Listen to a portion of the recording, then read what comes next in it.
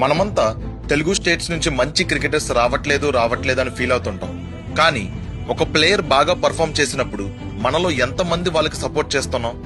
Ricky బుయి last year జరిగిన రంజీ ట్రోఫీలో అతనే లీడింగ్ రన్ స్కోరర్.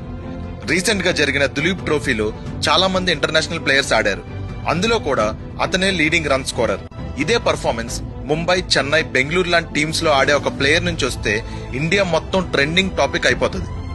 కానీ అదే పర్ఫార్మెన్స్ మన తెలుగు స్టేట్స్ నుంచి వస్తే ఆ న్యూస్ కనీసం మన తెలుగు స్టేట్స్ లో కూడా ట్రెండ్ అవ్వదు. ఐపీఎల్ వల్ల మీ ఫేవరెట్ టీమ్స్ లో బాగా ఆడే ప్లేయర్స్ కోసం మీరంతా సపోర్ట్ చేస్తూ పోస్ట్స్ వేస్తారు. అది నేను తప్పు అనట్లేదు. కానీ మన తెలుగు ప్లేయర్ బాగా ఆడినప్పుడు మనం సపోర్ట్ చేయకపోతే ఇంకెవరు చేస్తారు? రిక్కీ బుయి లాస్ట్ 6 years నుంచి రంజీ ట్రోఫీలో ఆంధ్రాకి leading run scorer. First class లో ఆంధ్రాకి అతని యావరేజ్ 50కు పైనే ఉంది. ఆంధ్రాకి అతనే లీడింగ్ రన్ స్కోరర్ కూడా.